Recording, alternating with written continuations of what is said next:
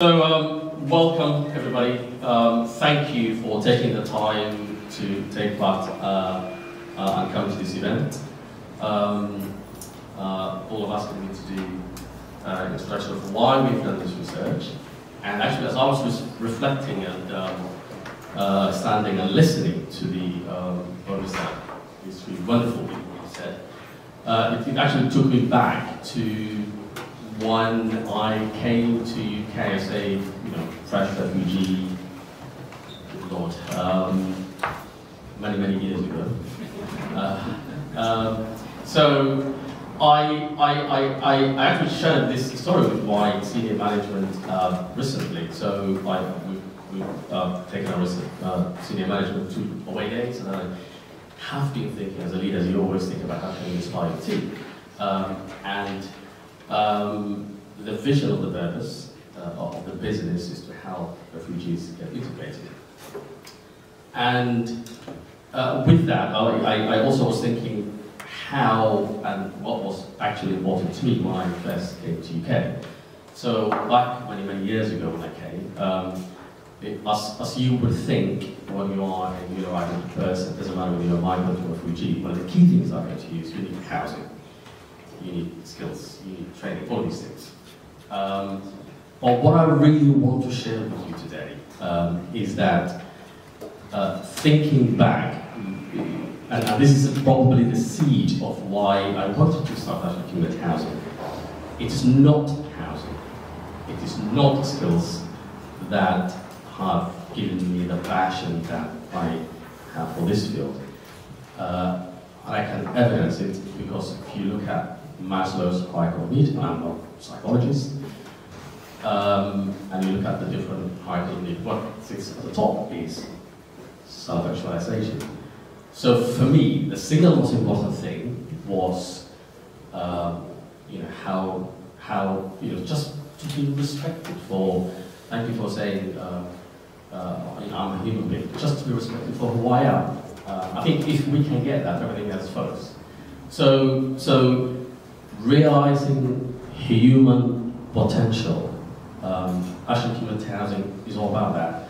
And for me, when I first came, what I really wanted to be seen was just another kid who have some sort of potential, who can and will contribute to this country if given opportunities to get education and skills and what have you.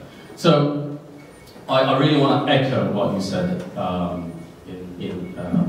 that the single most important thing for migrants and refugees who are coming to this country is how can we unlock their potential?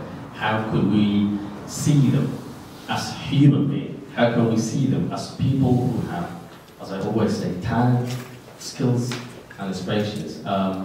And this is not what I wanted to discuss, but I also want to say it is just in this city, this great city of Bristol, where we have a very prosperous economy, one of the key things that we need is workforce. And I bang the table every day and say, there's a lot of asylum seekers and refugees stuck up in hotels. They shouldn't be. We should give them skills, training, jobs. That's what they need. That's what they can contribute. But I go back to what I wanted to talk about. So, what's really critical in this report is partnerships. Again, Bristol is a city which is blessed with our refugee sector. Many of our colleagues are represented here. So what we really wanted is how could we come together. This funding came from agreement by the City Council, Brown, I'm not sure that David Barkley is here today, but Brown, actually community housing, to research what's good in this city and show the good practice. So actually community housing is a social enterprise that works with, as I said, new arrival communities to deliver housing and training. And I just want to share with you a couple of unique things. Bear with me, and I'm sure of it. So in terms of, we work with 750 people who worked into housing across the 4 areas where we are, Bristol, Birmingham, Northampton, and Coventry. We supported into training skills over 1,500 last year. That's all the way from pre-accredited, non-accredited courses all the way to level 2. And also we have helped, just looking at Andrea, she's a bit we've helped start or scale up 50 businesses with the funding that we have from the Home Office. We have 115 employees, and this is the bit where I really want to show up, guys. Of the 115 employees that we have, can you imagine how many different nationalities are represented in ACH? And I want you please to have a wild guess. How many different nationalities are represented in the 115 people that we have? Well, let me ask you another question. How many different languages do you speak? Please. Asha. Maybe at least 60. Very close, yeah. No, more actually. No, 90s.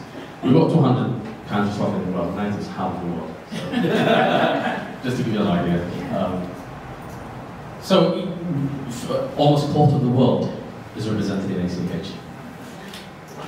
Diversity, inclusion, for many of us, it's a stupid policy we write and we leave on the shelf. In ACH, we live, we breathe. And this is how we empower refugees. It's because, and it's not only refugees are people in migrants.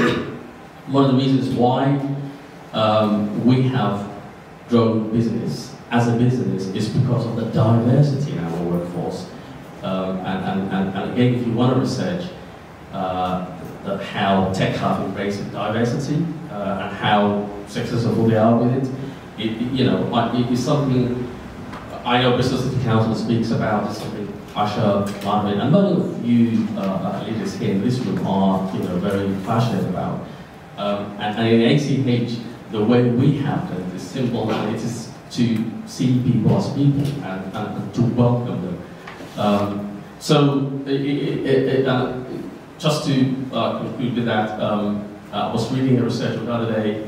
In America, of the top 500 companies, 20%, that's 100 of the top 100 companies in America, are at least started by a refugee, migrant, or a son of a refugee or a migrant. So the potential we have in front of us is amazing.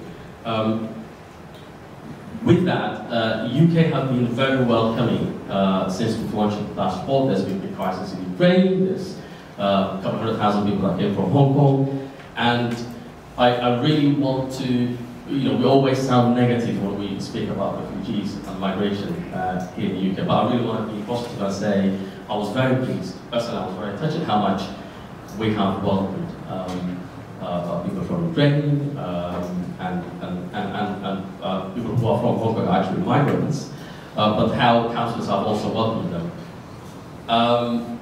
But then again, we had the crisis in Sudan, where recently we actually had a big event, which I actually in our report, which I have attended, and I know Martin has been there.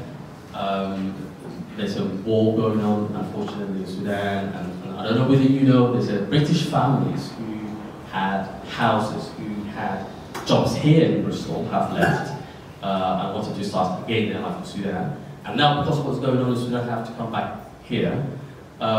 So, as you would imagine, if you leave everything that you had in Sudan, it's very difficult to establish yourself.